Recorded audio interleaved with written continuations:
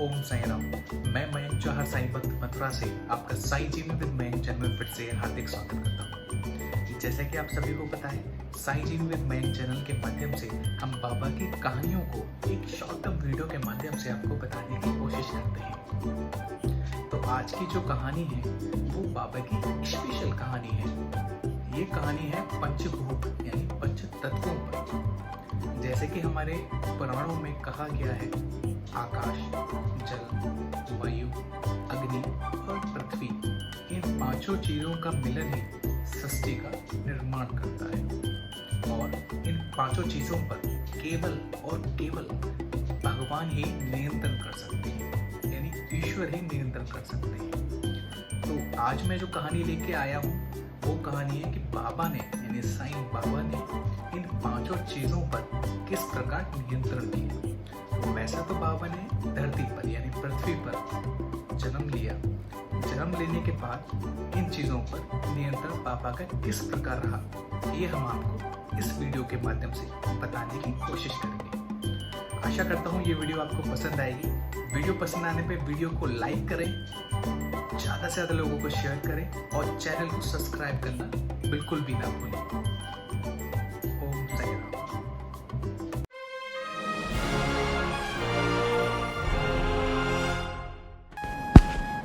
एक बार शाम के समय धुनी की अग्नि इतनी प्रचंड होकर जलने लगी कि उसकी लपटें ऊपर छत तक पहुंचने लगी। वहां द्वारकामाई में बैठे सभी लोग ये सोचने लगे कि इस अग्नि को किस प्रकार शांत किया जाए। अग्नि इतनी बढ़ गई कि कुछ लोग दूर दूर जाने लगे। तभी बाबा ने, जो कि वहाँ पास में ही ये सब चीज़ें देख रहे थे, अपना सटका मतलब अपना चिमटा उठाकर खंबे पर बलपूर्वक प्रहार किया और अग्नि से बोले, नीचे उतरो और शांत हो जाओ।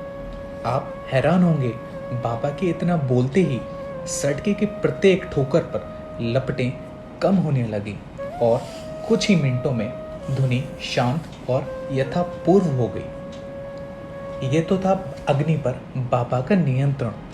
अब हम बात करते हैं एक और नियंत्रण की, जिसमें वायु, आकाश और जल तीनों आते हैं। एक बार शिरडी में भयानक तूफान आया। आकाश में घने और काले बादल छाए हुए थे। हवा बहुत तेज चल रही थी, बादल गरज रहे थे और बिजली चमक रही थी। मूसलाधार वर्षा प्रारंभ हो चुकी थी। जहाँ देखो वहाँ जल ही जल। ऐसा लगा मानो बाढ़ आने वाली हो। सारे शिरडीवासी और यहाँ तक कि पशु पक्षी भी भयभीत होकर बाबा की द्वारकामाई में एकत्रित होने लगे और बाबा से इस तूफान को रोकने की प्रार्थना करने लगे। बाबा तो दया रूपी अंतर्यामी है। वह द्वारकामाई से बाहर आकर खड़े हो गए। उन्होंने आकाश की ओर दृष्टि कर गरजते हुए शब्दों में कहा कि बस अब शांत हो जाओ। कुछ समय बाद ही वर्षा का जोर कम हो गया और वायु मंद पड़ गई और आंधी शांत हो गई। तभी सभी लोग अपने अपने घर खुशी खुशी लौट गए। ये जो वाक्य मैंने आपको बताया, ये वाक्य एकदम सच्चा है। जिन्होंने बाबा के जीवन काल में यह चमत्कार देखा, आज भी उनके फैमिली मेंबर आपको इस बारे में बता सकते हैं। ऐसा था साईं बाबा का पंच महाभूत यानी पंच तत्वों पर नियंत्रण, जिसको अब किसी भी प्रमाण की कोई भी आवश्यकता नहीं है।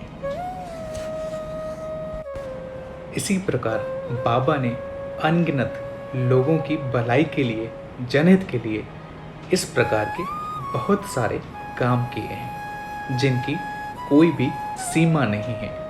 लोग आज भी ये सोचते हैं कि धरती पर आने के बाद क्या ये चीज़ें वास्तविक में हो सकती हैं जो कि हमारे बाबा किया करते थे।